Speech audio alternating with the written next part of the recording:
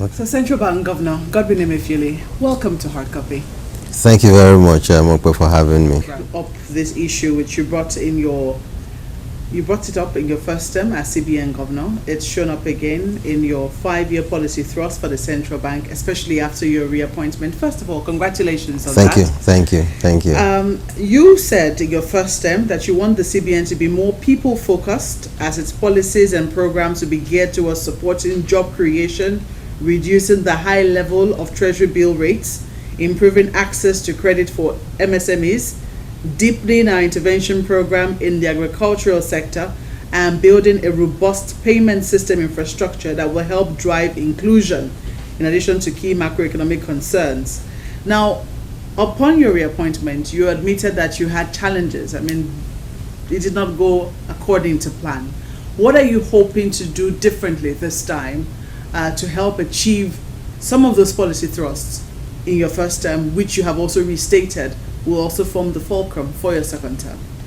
Well, thank you very much for having me again.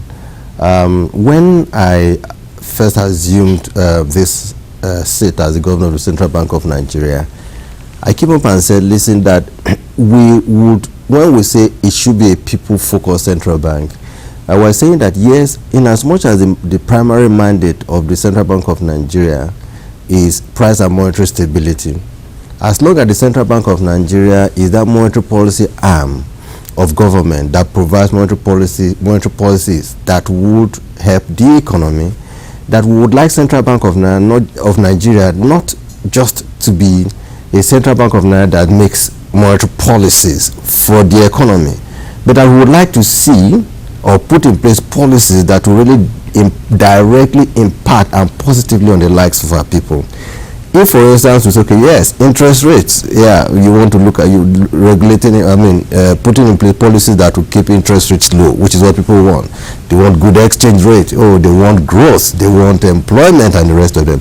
What policies are you going to put in place to make sure that these things or these objectives that you seek to achieve directly impact on the lives of our people? Now, I was very quick at admitting that, like you said, that during the first term, not all these objectives were actually achieved. But I must say, I should be quick to say that some were achieved. Stable exchange rate were achieved. Trying to make sure that we put in place policies that will directly impact on the lives of our people, we achieved to a reasonable extent, but may not have achieved everything, because whether we like it or not, the level of unemployment today is not what we are all happy about. Growth has not been as good as we thought it should be. Growth as 2% and sub-population growth rate certainly is not the kind of growth rate that is good for Nigeria.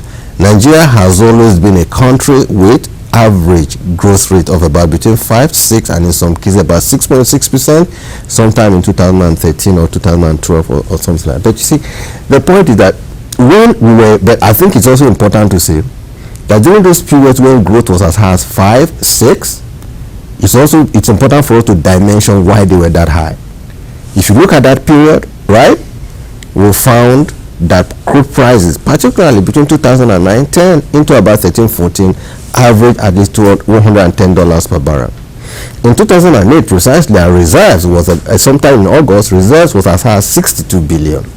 Okay, and so you find it's where if your crude price is good, your production, I would say, fairly good, and inflation also at the targeted band of between 6 and 9%, naturally with high reserves and the fact that crude prices are positive, so you find where there's a lot of economic activity that translates in that growth level of 5 or 6% that you saw during those period.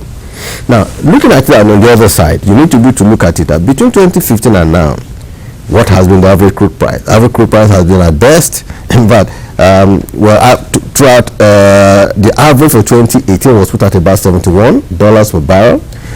In 2019, we are not going to be optimistic to have it as high as that. If we are lucky and we find average crude price for 2019 at about 65, we'll be very, very lucky. And we are not that optimistic. I must be very frank that in 2020, perhaps if we are lucky again, we'll sit at about 60 or maybe slightly higher than that. So the era of high crude prices is gone.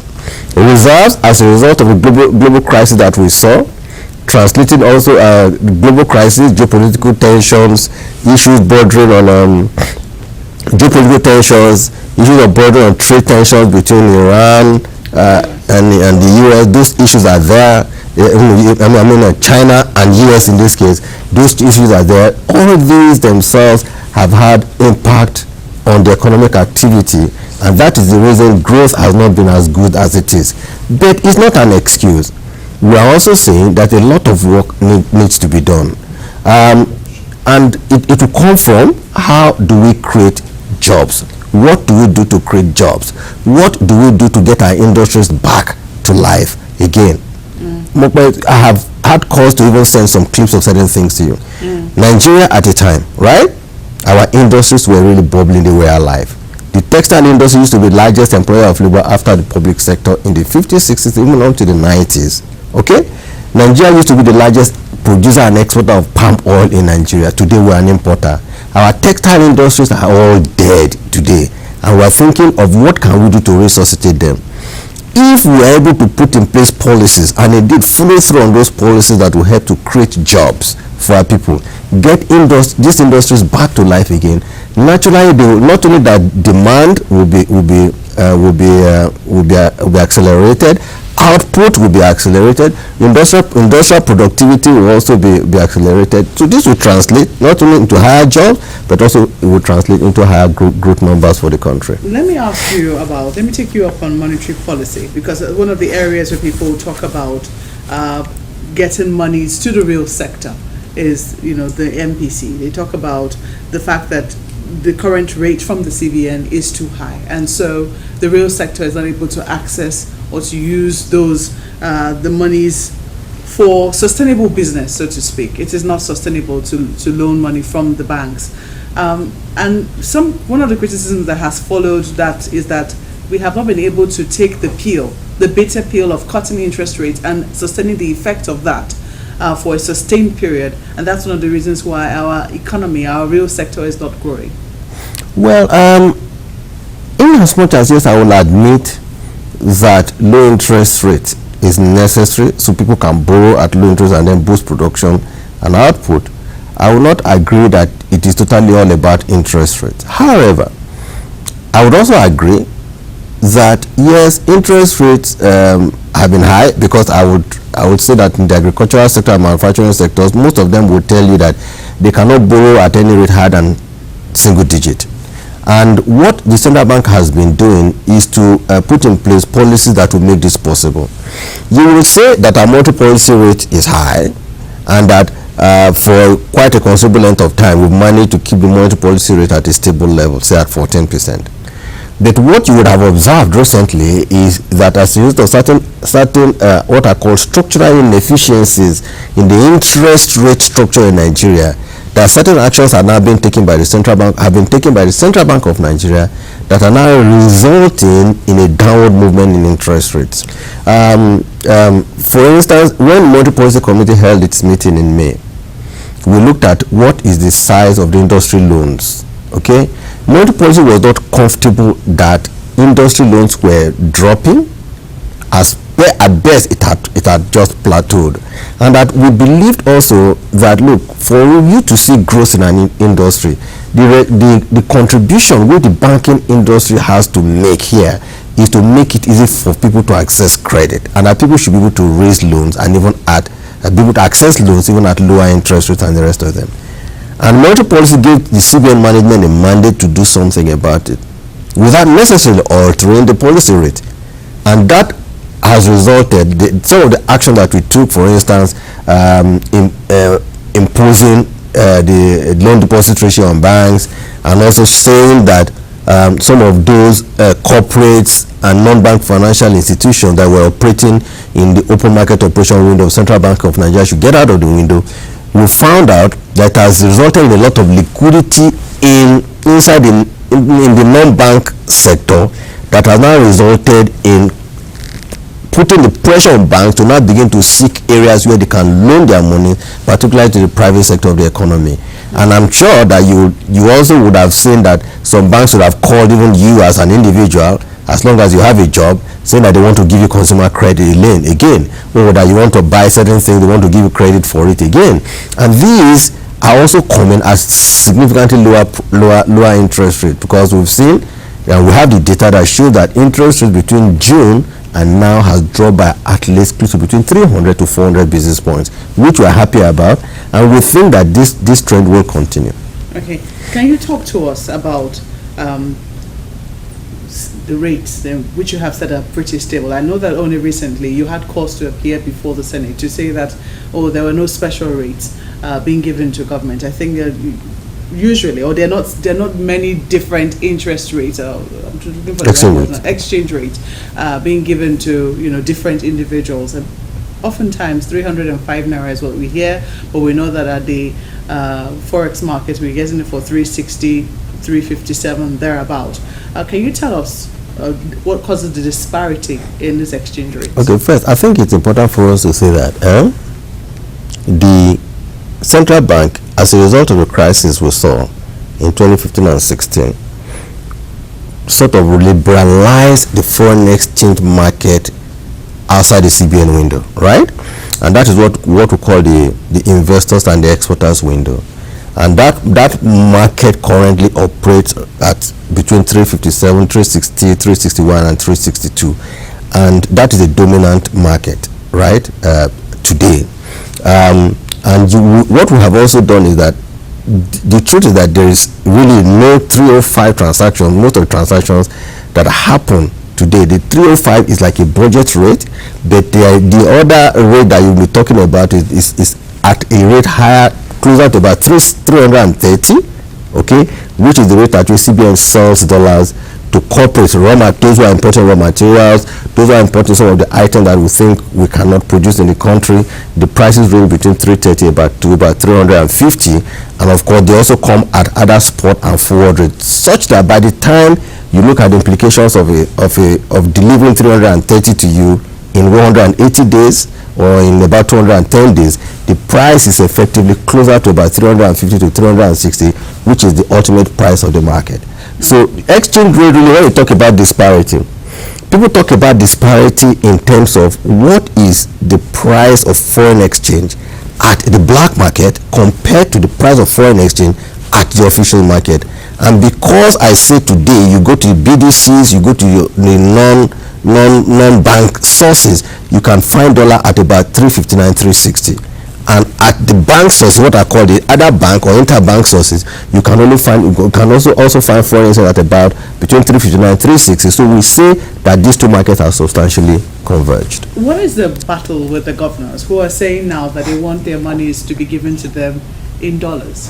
You see, the issue is when people say that they want their monies given to them in dollars, we all have a responsibility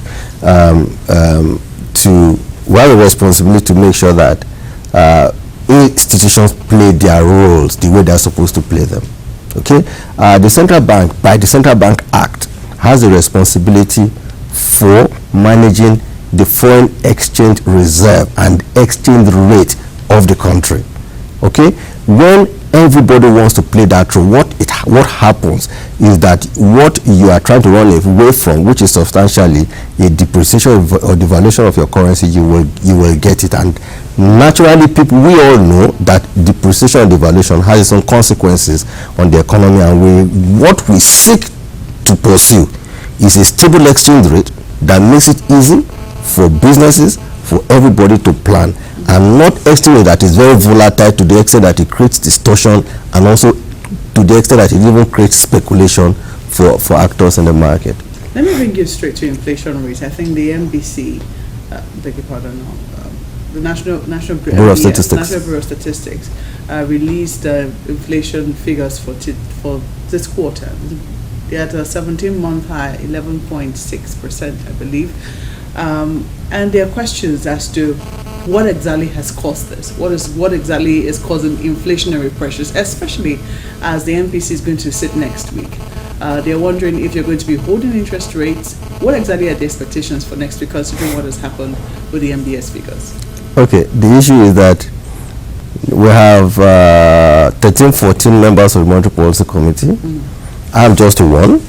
I am never, and that is the truth, I'm usually never able to predict the direction of the decisions of the Monetary Policy Committee until we get there. Everybody makes their choices based on information and data that is presented to them over a 2-day period, and based on that, they take a decision about what they think the direction of interest rates or policy should be. Okay, so when you talk about the issue of interest rates, what are we going to hold, or are we going to move interest rates up because of inflationary pressures and the rest of them, I cannot say. Even if I give you a position, it can only just be subjective.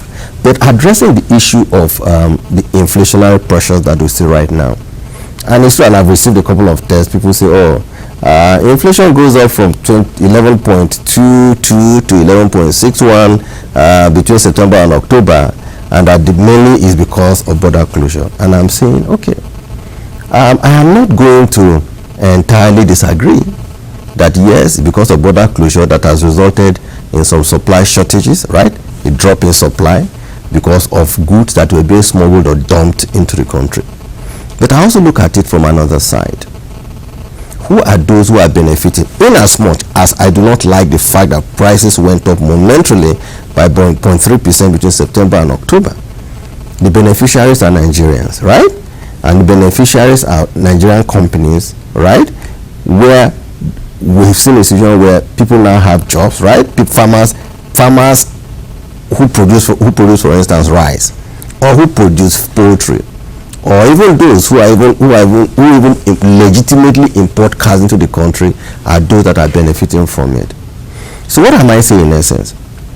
In as much as I do not like the fact that the inflationary pressures are coming up right now, but I'm also saying that it will moderate, and very, very quickly. And I'm saying lag period, maximum, another 3 to 4 months, the inflation will moderate and aggressively downward. Now, so people say that the border closure is responsible for the uptick in inflation, and I can tell you that I don't disagree with you.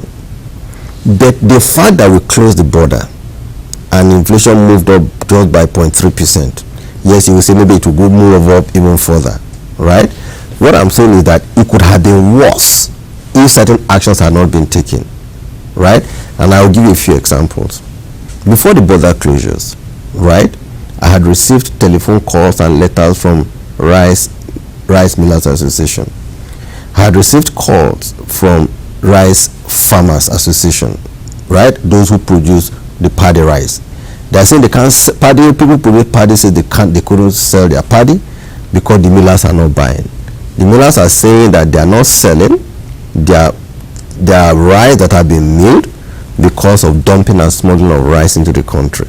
Because those that have been imported, not only that they are substandard, but they are also seen to be cheap in the market. Okay, and that they were saying, CBN Governor, the money that you gave to us, the loans that you granted us, that it may be difficult for us to repay this loan unless something is done. We got calls from Poultry Farmers Association, those who produce poultry. They said they were carrying large stock of eggs that they couldn't sell. They were carrying large stock of processed chicken that they couldn't sell. They'll be importing eggs as well? This country imports smuggled eggs, smuggled chicken, smuggled beef from Zambia. This country smuggles tomatoes from neighboring countries. Not tomato puree. And then fruit tomatoes are being spoiled. And I will send you a clip of news from an international medium that is talking about how, for instance, Republic of Benin feeling the impact of border closure as a result of tomatoes that were dumped there that have gotten rotten. Now, for me, I find it very ironical that this country imports eggs, Nigeria imports tomatoes, Nigeria imports practically everything. I grew up from a community where my father, right, my parents, we would go, because once there's extra some space of land in our community, we go and we grow corn, we grow yam, we grow tomatoes and pepper, even vegetables, what people call we grow them. So why? The reason because we eventually reap those, harvest those products and then my dad will not go to the market, right? Or my mom will not have to go to the market to buy those items. If I thought she would have bought maybe 1,000 naira worth, she ended up buying me about 200 naira worth. Those are all the things that is like boosting supply and then ultimately reducing price. I'm seeing that the inflation that we have right now has created an opportunity for many more Nigerians to go into the production of these items that are being smuggled into Nigeria.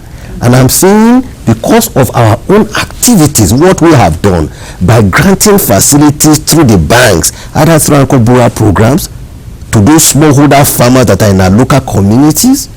Is it for cassava? Is it for maize? Is it for rice? Is it for tomatoes? Do you understand? Those are the things that will improve the life of our rural community. And when we talk about jobs, that is how you create jobs for our rural community and create wealth in those rural communities. We are also granting facilities to millers, to corporates, to come in and then set up their manufacturing outfits. The Kano, Jigawa, Kebbi state governors are today involved investing money and giving land to people who want to come and set up tomato puree or tomato paste manufacturing factories. You're not going in to those wade states. into the argument that, these items were not only prohibited, if at all they were going to be imported into the country via our land borders, people should have been paying duties on those items. And so people will argue that it's the failure of institutions rather than the fact that we didn't have laws or guidelines or regulations prohibiting such items. How do you wade into that conversation? Honestly, Mope, you see, you are very correct that you can talk about failure of institutions, and I'm happy that you've been very very smart and tactical in using institutions without mentioning institutions deliberately. But again, if institutions fail, yes, I know we policymakers will do something to address failure of institutions. But if institutions fail and it results in a situation where, right, our economic policies are being undermined, do you understand, to the extent that it's resulting in loss of jobs and our industries are dying, if there is anything me sitting where I sit I can do to stop this from happening, particularly smuggling and dumping, I would do it. And I'll give you an example. So when you talk about, I don't disagree with you, but let me give you an example. In 2013, before you add your example, yes, let me quickly say this, because people say that this is not a long-term solution. For how long are we going to close our borders, considering the fact that we just signed an African continental free trade agreement? And I will talk about that as well. Yeah? What I'm saying is this: there's too many things wrong that in 2013 Nigeria increases duty on rice, parboiled rice, right? Increase duty on parboiled rice to 70%, so that those who grow rice locally, right, the price can be competitive. What happens is that Republic of Benin goes around, reduces the duty on parboiled rice from 35 to 7. Cameroon scraps duty from 10 to 0. These two countries eat what is called white rice. They don't eat parboiled rice. If they don't eat parboiled rice, then it stands to reason to me that the reason they reduce or scrapped duty for the importation of parboiled rice into their country is to undermine the economic policy of Nigeria, which is aimed at making the price of locally made rice competitive compared to its imported alternatives. So my question therefore, so when you therefore say that in the light of this, how does it affect Africa, the ASCFTA? The ASCFTA is an arrangement that is being put in place that will guarantee free movement of persons and goods and services within the African continent. But I'm also saying the reason why even Central Bank came up initially and said we cannot be part of it is because we felt Nigeria was not prepared. What would be your advantage in an ASCFTA when you don't have jobs for your people, when all your industries are dead? In fact, the fact that we decided to go in and the fact that we are strengthening our position to ensure that we get our industries back to life. A country with a population of 200 million people, a country with the highest GDP in Africa, certainly is a market for everybody to come to. But we must prepare ourselves to a point where we can say that we have industries, not only industries that will feed us, not only industries that will produce for Nigerians, but industry that will become competitive to the extent that we can now export, and not an institution where the reverse is the case, where what we are doing is that spending a foreign exchange, do you understand, on a reverse side, and thereby creating pressure on our exchange rates. Those are all the things that we need to take in mind. So what are we saying? We need to prepare for AFCFTA. Preparing for AFCFTA also means that we need to get our industries back alive again. Preparing for AFCFTA also means that we have to do something to make sure that we create jobs for our people. That's all we're saying. And really, the sooner we embrace these policies, making sure that we get our industries back to life again, the better for us. Because by the time AFCFTA starts, and these industries, our textile industries, our manufacturing industries, if we don't get them back to life, we will be the losers in the AFCFTA. How do we know that these things will not be undermined again? If indeed our institutions were undermined, if you want to argue that way, by the policies of neighboring countries, and maybe perhaps with the complicity of some of the institutions themselves, who maybe were following personal interest rather than national interest, how do we know that in the long run, after we've shut down our borders and we seem to be making some progress with introduction, or when AFCFTA finally kicks off, that these things will not be undermined again? Okay, now let me put it this way. In as much as I agree and I support the border closure, I also agree that the border cannot be shut in perpetuity, and I've said so before now. I'm only saying that yes, while we are trying to get institutions to work, but that we need to have a concrete arrangement, concrete engagement, and concrete and workable engagement with our neighbors, or those that we are going to, who are stakeholders, to say, listen, it is unacceptable that if we say we want to create jobs in our country, that it is unacceptable that if we say we want our industry to come back alive again, that if we raise duty on parboiled rice, you cannot bring down duty on parboiled rice, because you don't even need the parboiled rice in your country. You don't produce it in your country. Do you understand what I'm trying to say? Or we say in order to encourage the production of tomato paste in Nigeria, which you can do, from planting to harvesting tomato is just 90 days.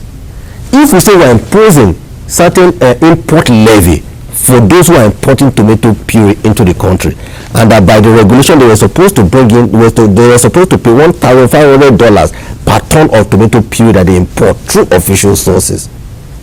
And what we find is that instead of people paying those duties so as to make the local alternative cheaper than imported alternative, what they do is to undermine that policy and go through another border point, right, as a result of smuggling and dumping, to bring them into this country. I'm saying it is wrong, and that we should engage them, and that everybody must be ready to play their role. Listen, in 2003, I understand the government signed some MOUs with the Republic of Benin and the neighboring countries.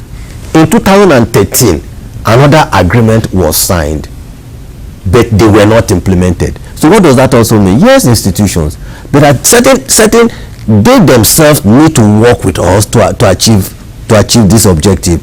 If we say, for instance, I understand part of the agreement for 2013 is that we should have our people at their ports to ensure that what we think, or those goods that we think, for instance, in this case, will raise the duty, that those people must pay those duty of equivalent rate or even higher. If they do that, it will protect our local industries and keep our own people employed. If we don't do those things, we will just be wasting our time. Unfortunately, yes, but the borders are porous, but we must do something to create jobs. Listen, everything we are doing here is, how do we get our industries back to life again? How do we create jobs for our people? And whether we like it or not, there's an interrelationship between creating jobs, getting our industries back alive, which is about the economy, and security. If we don't find jobs for the young ones, if we don't create opportunities for them to do business, if we don't make it easy for them to access credit, and indeed, like you said, at low rates, factories and industries to access credit at low rates, if we don't do so, not only that we will be creating insecurity for our system, our country will continue to remain a dumping ground, and we don't need that in Nigeria. How are you reacting to the criticism that the CBN is getting too involved in what ought to be? I will explain it. I will explain it this way. Since CBN is part of Nigeria, CBN is an institution in Nigeria. By my mandate, right? And like I told you earlier, I have to put in place monetary policies, in this case policies, that must translate positively on the lives of our people. And what am I saying? If, for instance, we're saying unemployment, say standard, we need to employ about 5 million people. Or let's imagine that gap is 10 million people that we need to employ. And by my own activity, I employ or I create job for about 3 million people, and fiscal create jobs for about 5 million people. What we're doing is that we are working hand in hand to achieve higher rate of employment in our country and reduce unemployment. That is our role. But I'm saying, when people say CBN is going out of its remit, it is an unfair comment, because our law allows us to do what we're doing. The point is to say, am I doing what is outside the law that creates Central Bank of Nigeria? My answer is no, because I repeat, the policies that we are implementing are those that we said must translate positively on the lives of our people to create jobs. Is it Anchor Bora program that is making access to credit to our smallholder farmers in the villages? Is that going out of my area of remit? Shouldn't that be the job of the Bank of Agriculture? No, I'm not. The truth is this: Bank of Agriculture, nothing is stopping it. Indeed, we are working with Bank of. See, it's not Central Bank giving these laws directly. I want you to know. What we do is that we enable the intervention through Bank of Agriculture and also other banks and all that. In any case, when you say Bank of Agriculture is part of the banking system, not fiscal. Am I communicating? So what we are saying is this: we have a bad situation on our hand, and that bad situation is that we badly need growth. That bad situation, we badly need to create jobs for our people. That bad situation is that our industries that were once alive, that were dead, that we need to do something to bring them back to life again. That's what we're doing. Indeed, it's an emergency. How do you respond to criticisms, and I don't know if this has gotten to you, about political interventions in the CBN? I'll give you an instance. In 2015, there was word that our reserves went drastically low as a result of the elections. No, I disagree. No. Let me tell you this. In 2019? No. Did you have to Central Bank, the same was going to happen? Let me tell you, Central Bank has nothing to do with politics. We're a central bank, and we are very, very independent. And we have performed our roles and our responsibilities in line with the law that put us in place. So for anybody to say they're just making statements that are totally unfounded, and I think it's always better to clear this, to clear the air. Even with the figures that were provided us at that time? They are all false. Even if they came from government sources? I'm saying they are false. So far so good. How would you, what targets would you say that you have with the interventions that you currently have in place? The Anchor Boras program, some of the bans you've recently placed, I think, on on oil palm and associated products. What exactly are you looking to achieve within the next 4+ years that you have as CBN governor? Well, listen, our mandate as central bank still remains price and monetary stability, and we will try as much as possible to stick to that. We were saying that it will be price and monetary stability that is conducive to growth. Okay? And that means we are saying, if for instance Nigeria used to be the largest producer of palm oil in the world, controlling as high as say 40% market share, right? Why should we be importing palm oil when nothing has happened? Why? Our land is still there, our land is still fertile. And what that does is that it depletes our foreign reserves. So we want to see how can we conserve our foreign reserves, and what actions are we taking to conserve foreign reserves by saying that we are not going to make foreign exchange available to people who want to import palm oil into the country. We will not make foreign exchange available to people who want to import tomatoes or who want to import rice into the country. The reason is because we feel, and truthfully so, that we can produce these things in the country. If we can produce them and use them as opportunity to create jobs for our people, and I think we will be doing the right thing. Is that going to, that certainly cannot be a permanent policy, will it?